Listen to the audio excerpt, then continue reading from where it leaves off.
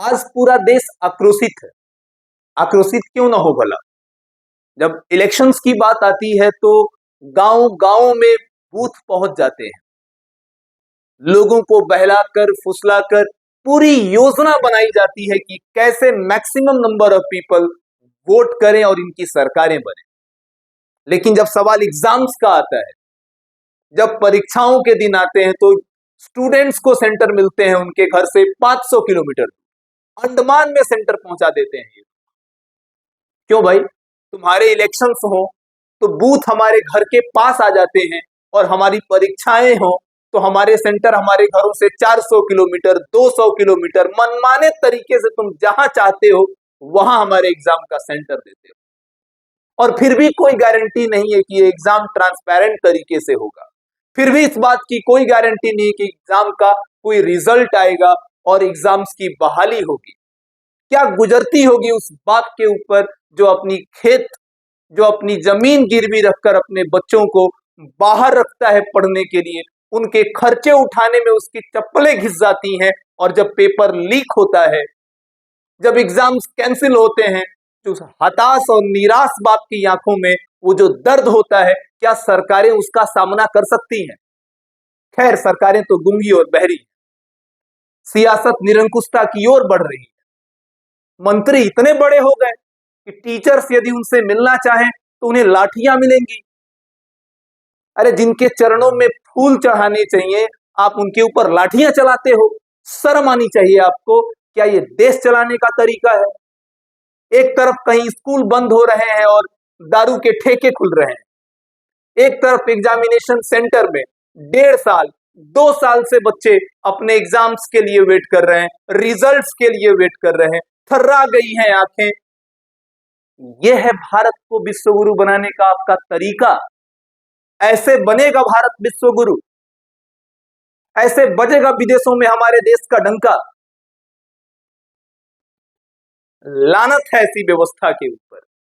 आज यही सवाल जब पूछने हमारे देश के लोकप्रिय शिक्षक आपके मंत्री से मिलने जाते हैं, उन्हें रोका जाता है, उन्हें पीटा जाता है, पुलिस वैन में बैठा के उन्हें घुमाया जाता है। कितने शर्म की बात है। ये जो टीचर्स मिलने गए थे, ये कोई ऑर्डिनरी टीचर्स नहीं थे। वैसे भी कोई भी टीचर साधारण नहीं होता, कोई भी टीचर मामूली नहीं होता। हम रोज अपने क्लास में इनकलाब की भावना लेकर जाते हैं, हम रोज नए भारत को गढ़ते हैं। आप हमारे ऊपर लाठियां बरसाते हो। आपका सिस्टम तो धाराशाही है। आपने जो शिक्षा की व्यवस्था की है, वहां से पढ़कर विद्यार्थी आईएएस और आईपीएस बनेगा, वो इसरो का साइंटिस्ट बनेगा। दिल पे हाथ रख के देखिए, ये कोचिंग सेंटर्स, ये जो टीचर्स जो मिलने गए थे, जो ऑनलाइन प्लेटफॉर्म पे अपने बच्चों को टीच करते हैं, ये ना हो तो तुम्हारे एग्जाम्स का क्वेश्चन का जो लेवल पूछा जाता है वो तुम्हारे सरकारी विद्यालयों से क्लियर होगा। सवाल बताने से, सवाल पूछे जाने पे आप इतना डरते क्यों हो? जब देश ने जिम्मेदारी तुम्हें सौंपी है तो सवाल किससे करेंगे? ट्रंप से करें? पाकिस्तान के प्रधानमंत्री से करें? अरे, व्यवस्था तुम्हारी है तो सवाल तुमसे होगा, जवाब तुम दोगे। नहीं भाई साहब, हमने तो ऐसी सरकार चुनी है जो सवालों से भागती है। हमने ऐसी सरकार चुनी जिसने आज तक प्रेस कॉन्फ्रेंस नहीं किया, जो मन की बात कहना जानती है। काम की बात कब करोगे मोदी जी? कब तक होता रहेगा ये विद्यार्थियों के ऊपर आपका इमोशनल अत्याचार? रोजगार तो आप दे नहीं रहे। वैकेंसीज भी आती हैं तो पेपर लीक की वैकेंसीज आती हैं। सवाल बनता है आपके सिस्टम के ऊपर, सवाल उठता है आपके कार्यशैली के ऊपर। क्या यही है राष्ट्रवाद? क्या यही है आपका नैतिक कर्तव्य? अरे, शुक्र है कि इस भारत में संविधान है, वरना सरकारें ऐसी निरंकुश हो जाती कि पूछिए नहीं। इस देश की भोली भाली जनता को क्यों इस आग में झोंक रहे हैं आप? अरे, कभी तो जातिवाद की राजनीति से उठकर ऊपर आओ, कभी बात करो रोजगार की। आज हमारे देश की मीडिया बागेश्वर धाम की वीडियो चलाएगी। आज हमारे देश की मीडिया, हद है। दिल्ली में प्रोटेस्ट हो रहा है, शिक्षकों को मारा गया, उन्हें गाड़ियों में बैठा के इर्द गिर्द घुमाया गया। ये हमारा नेशनल टेलीविजन हमें नहीं दिखाना चाहता। बिक चुके हैं सब, बिक चुकी है इस देश के प्रेस की आत्मा, बिक चुके हैं इस मंत्रियों के जमीन। सवाल उठता है आपकी कार्यशैली पर। शिक्षकों के साथ ये अमानवीय व्यवहार बिल्कुल बर्दाश्त नहीं होता। गुरु गोविंद दो खड़े काको लागे पांव, बलिहारी गुरु आपने गोविंद दियो बताए, ये पराकाष्ठा थी। गुरुओं को सम्मान देने का कल्चर हमारे देश में रहा। अरे दशरथ भी अपनी गद्दी छोड़ देते थे जब वशिष्ठ जैसे, जब विश्वामित्र जैसे गुरु आचार्य उनके यहाँ पधारते थे।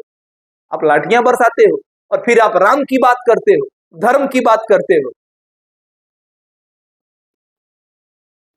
सवाल तो उठता है, सवाल हर विद्यार्थी का है, सवाल हर शिक्षक का है, सवाल तो उठता है साहब। बताएं कि आपकी कार्यशैली क्या है, आपकी शासन, आपका प्रशासन इन शिक्षकों से माफी मांगे जो अमानवीय व्यवहार इन्होंने किया है। और क्या कहा था उस पुलिस ऑफिसर ने, मर्द होते तो वर्दी पहनते, ये वर्दी पहनते तो हजारों शरीरों पे वर्दी कौन पहनाता। ये साइंटिस्ट होके किसी एक टेक्निकल चीजों में खोज करते तो हजारों साइंटिस्ट कौन बनाता। विकास दिव्य कीर्ति जैसे लोग आईएएस रह जाते तो नए आईएएस कौन बनाता। जवाब है आपके पास। आपकी व्यवस्था बना पाती engineer, scientist, IAS, IPS, IFS बना पाती आपकी सरकार, बना पाती आपकी व्यवस्थाएं? नहीं बना पाती। अरे आप तो स्कूल बंद करके मधुशालाएं खुलवा रहे। पाठशाला बंद, मधुशाला शुरू। जहां स्कूल्स हैं वहां टीचर्स नहीं, जहां टीचर्स हैं वहां रूम्स नहीं, जहां दोनों हैं वहां बच्चे नहीं। ये है आपकी कार्यशैली।